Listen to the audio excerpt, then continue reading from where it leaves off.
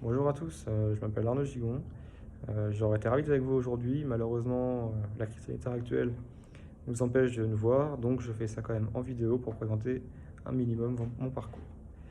Donc, j'ai obtenu mon diplôme de DUT GTE en 2018, après un stage de 10 semaines à la centrale nucléaire de Saint-Laurent-des-Eaux, donc on peut voir ici. J'ai réalisé ce stage au sein du service conduite de la centrale nucléaire de Saint-Laurent-des-Eaux, du coup dans le Loir-et-Cher, en centre de la France. Donc ce service conduite a pour but d'exploiter la centrale nucléaire au quotidien, dans le but de produire l'électricité en toute sûreté. À l'issue du stage, la centrale a proposé de parcourir une licence professionnelle conduite des installations nucléaires.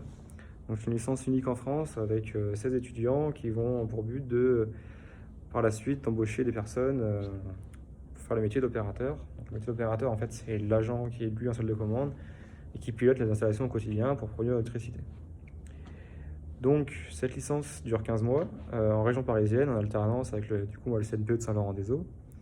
C'est une licence qui a été créée par EDF pour EDF, pour qu'ils puissent eux embaucher des personnes avec un certain nombre de connaissances indispensables au métier d'opérateur.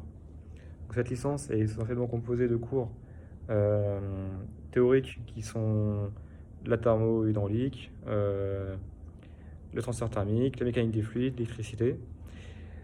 Composé également du coup de cours plus pratiques sur le mécanisme de pompe, sur le fonctionnement de centrales nucléaires, et puis du coup de parties d'alternance que moi j'ai réalisé du coup au sein des installations de la centrale nucléaire de Saint-Laurent-des-Eaux. Cette licence, du coup j'ai obtenu mon diplôme en 2019, en novembre dernier, donc il y a un peu plus d'un an. Et depuis, je suis du coup toujours à la même centrale, embauché, dans le but de finir ma formation, du coup qui dure encore un an et demi à 2 ans, de formation d'opérateur, interne à EDF ce coup-là. Donc c'est une formation intense, longue, mais indispensable pour faire ce métier-là. Donc elle dure en gros 6 mois de théorie où on apprend les fondamentaux aussi du métier. Et puis du coup après un an et demi de simulateur où là on apprend vraiment le métier, le métier au quotidien, quoi. Donc simulateur c'est exactement en fait la réplique de salle de commande, c'est la même chose. Sauf que au lieu d'avoir une installation derrière, bah, on a un simulateur qui permet de simuler les conditions de travail. Cette formation a pour but de former les opérateurs pour qu'ils puissent réagir en fonction normale et en fonctionnement incidentel, bien évidemment.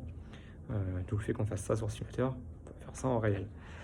On s'est entraîné pour que si jamais ça devait arriver, on puisse réagir correctement. Cette formation interne, elle est longue, intense, elle est dense. C'est-à-dire qu'on est une semaine sur deux sur le simulateur pendant un an et demi. C'est assez compliqué, c'est long à suivre. Il y a des évaluations régulières pour voir si on a le niveau pour passer au module suivant. Mais c'est indispensable, puisqu'en fait, il y a une montagne de connaissances à connaître, une montagne de choses à savoir. Euh, Moi, entre mon arrivée dans l'entreprise en stagiaire et mon habilitation l'été prochain, il va me falloir à peu près 3 ans. Donc 3 ans, ça paraît long, mais 3 ans, c'est indispensable pour être opérateur. Euh, Concernant maintenant les plus et les moins du métier, du coup les plus, on va devoir commencer par les moins. Les moins, bah, c'est le fait qu'une installation comme celle-ci, vous vous doutez bien, ça tourne toute l'année, nuit et jour. Donc bah, on est dans 3-8, c'est-à-dire qu'il y a plusieurs équipes qui se relaient pour travailler matin, après-midi, nuit, les week-ends, les jours fériés, enfin, en permanence, il y a toujours du monde sur site. Donc ça nous oblige bah, du coup à avoir des contraintes horaires. Contraintes horaires qui peuvent aussi être un avantage pour certains, puisque ça permet aussi d'avoir de se dégager du temps en semaine pour des activités personnelles. Voilà. Après, côté plus, ce qui est génial, en fait, surtout, c'est que on apprend tous les jours, toujours des choses à connaître, toujours des choses à découvrir, toujours des choses à apprendre. Puisqu'en fait, les installations, elles évoluent au quotidien par des modifications, par de la maintenance, etc. Et en fait, il y a tellement de choses à voir, à comprendre, à apprendre, à découvrir qu'on en apprend tous les jours. Donc on n'est jamais, jamais, jamais l'occasion de s'ennuyer ici. Bon bah voilà, je vous ai présenté rapidement mon parcours et mon métier. Si jamais vous en voulez en savoir plus, bah, n'hésitez pas à demander mes coordonnées au BDE ou à certains enseignants qui les ont. Je serai ravi de vous répondre. En tout cas, si j'ai un autre conseil à vous donner, c'est surtout de ne pas sous-estimer votre stage de fin d'études, puisqu'en fait ça peut être un tremplin pour votre carrière, hein. Moi j'avais envie de travailler dans le nucléaire à l'époque déjà, Et au final, je voulais travailler dans les énergies, pourquoi dans le nucléaire? Et au final, mon stage de 10 semaines dans le nucléaire a fait que c'était un tremplin pour que je puisse maintenant y être toujours, et puis toujours être dans ces mêmes bâtiments, dans ces mêmes industries, et en faire mon métier, quoi. Voilà, bon courage à tous, bonne continuation, et puis peut-être à bientôt. Merci.